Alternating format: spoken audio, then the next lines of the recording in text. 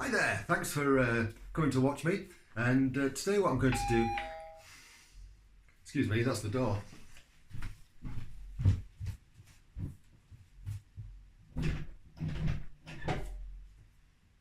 Hello?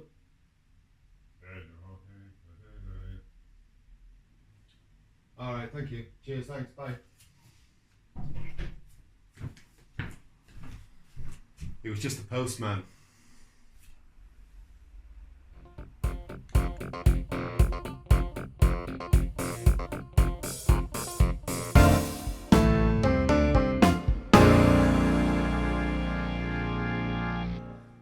Okay, so let's get this show on the road. So what we're here to do today is I'm going to talk about why I chose not to have plastic surgery. And I thought I'd try and do that in quite a fun, creative way. So hopefully on the screen now, you should start to see my head appear. And if I've got the synchronization right on this, we should be able to have a nice little conversation.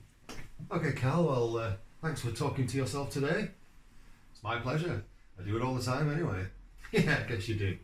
So how did all this come about? Set the scene for us. Have you seen my vlog about editing my face? Of course, I helped you make it. Yeah, of course you did. Silly me.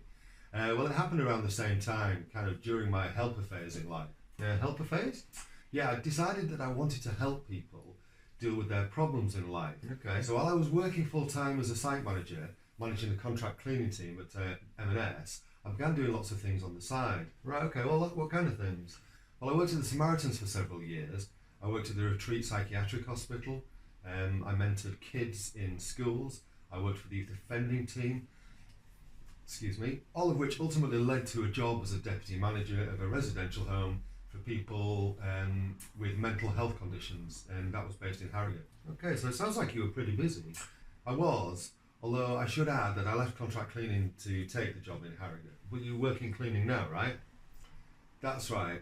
I left the job in Harrogate after about 6 months and went back into it. So that's a whole other story. Okay, well, let's go back to your helper phase. Well, I also took some courses in counselling skills, and ultimately I was accepted onto the graduate diploma course. Sounds promising. It was. It's a particularly hard course to get a place on. And in my vlog about being ambivalent about bullying, I talked about developing advanced learning skills. So whilst it was a hard course to get onto, I wasn't concerned that I wouldn't be accepted. Cocky? Well, not really. More like confident. And anyway, one of the criteria was that I had to undergo counselling. And it was while I was being counselled that I started to question a lot of things, including whether or not I should look into plastic surgery. And how come it wasn't considered when you were younger? It was actually. My parents were told there was a nerve specialist who might be able to reconnect the damaged nerves. Okay. And I remember going to hospital with my mum and effectively being put on show with some other people while various specialists wandered round and checked us out. Really? Really, yeah. And what happened? Well, nothing came of it.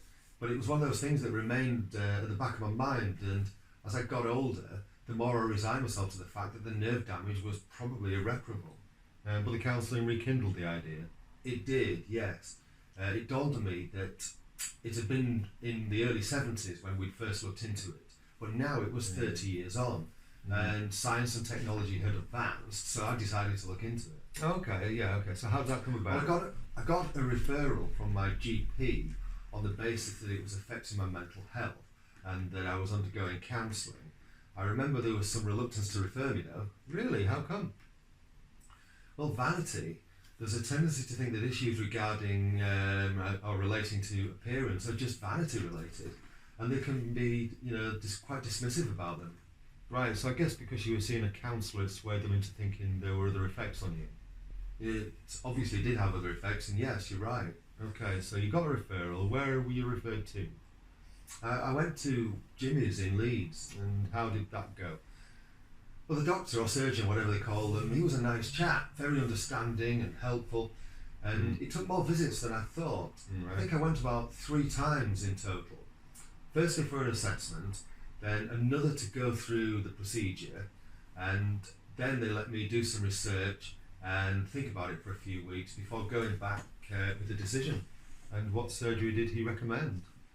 Well, in order to ease the collapsed musculature underneath my left eye, he told me that I'd need a facelift. But it was the mouth part that intrigued me and surprised me the most. Surprised you? How come? Well, the idea is, and this is still what they do today, sort of like 20 years on from then, they take a length of nerve from your calf and attach it to the functioning nerve on the good side of your face and leave it across your top lip. And after a few months, it grows all the way to the other side. Really? I know, right? And then, when it's kind of grown, they open up your face again, peel it back, and they cut a small piece of muscle from the top of your chest area that they say you don't use, and then attach that to make that connect here so it contracts and pulls your mouth into a smile. And then they attach the newly grown nerve to it so that when you smile, it fires, so that when you smile on the good side, it fires that nerve, which contracts the newly implanted muscle, giving you a more balanced smile. That's pretty intensive surgery. It is pretty intensive surgery. And if you've seen Silence of the Lambs, the scene where Hannibal Lecter cuts off the security guard's face and uses it as a mask, well, that's pretty much what they do. They basically slit your face, peel all the skin back, a bit like a satsuma, and they do that twice. No wonder they give you some thinking time. Yeah, absolutely. Yeah, and the healing time? Around 6 to 8 weeks after the final op. Well, we're here because you decided against it, so tell us about that. I had a lot of reasons, but basically, I didn't see the benefits outweighing the upheaval, and plus there was always the risk of it not working out too well, so you resigned yourself to staying as you were? That's not quite right. I had other reasons too. Okay, go on.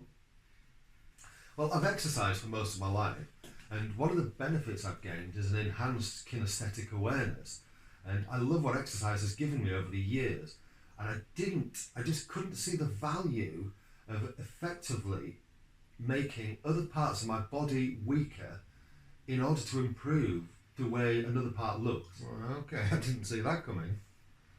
Neither did I. And there was another reason too. And maybe it was the counselling I was going through at the time, but I was starting to feel a lot more comfortable in my own skin. Alright. It's an old cliche, I know, but it was true nevertheless. And then there were the filtering benefits. Filtering benefits? Yeah, my face is a really good dickhead filter. Dickhead filter? What do you mean? Well, I'm very aware of the way people look at me when they meet me for the first time. And I'm very aware of where their eyes roam when they talk to me, glancing around my face, weighing up what makes me look different, and how they then respond determines the nature of our relationship. Okay, so what you're saying is if they're okay and accepting with you, then they're okay, but if there's a difference in the way they deal with you, as I say, dickhead filter. Well, that might be a good subject for another blog. Yeah, maybe. So the whole process of looking into plastic surgery, plus as you say the counselling, it actually helped you become more comfortable with who you are. Yeah. Just hit the nail on the head. Right, okay. But as I say, one of the big deciders was that the upheaval did not outweigh the benefits. Cutting my body up to fix another part that I'm actually kind of okay with, and if other people aren't okay with it, excuse me, well, that's not really my problem, is it? You know, that's theirs. If they're not okay, it's them that's not okay. That's a pretty intense way of coming to that conclusion. Yeah, but in my case, effective. And so is that it for plastic surgery for you? I'm not so sure, because the doctor did say that I may need some surgery at some point in my life, because as the skin and muscle elasticity degenerates over the years, my left eye might not close properly when I blink, and that could cause eyesight problems. And then it'll be more essential to have something done, but until then you're happy as you are. Damn right. And that Channel 4 Meet the Superhumans advert from 2012, well, that only added to my self-belief that I'd actually made the right decision. Well, that makes sense to me. It really well should. Yeah. Okay. Well, thanks for that. And that's all for now. So I'd really appreciate it if you share this video, because if there's anybody going through considering plastic surgery for whatever reasons, there might be just some points that I considered that might be worth considering for them too. So please share it. If you've liked this, please give it a like and a thumbs up. and do all that good stuff like subscribe and click the little bell so I can let you know when I'm releasing new videos. So until then, take care of yourselves. Cheerio! Intro piece. It's my pleasure. I do it all the time anyway. Oopsie. Intro piece. Hi! And so, let's get the show on the road. Intro piece.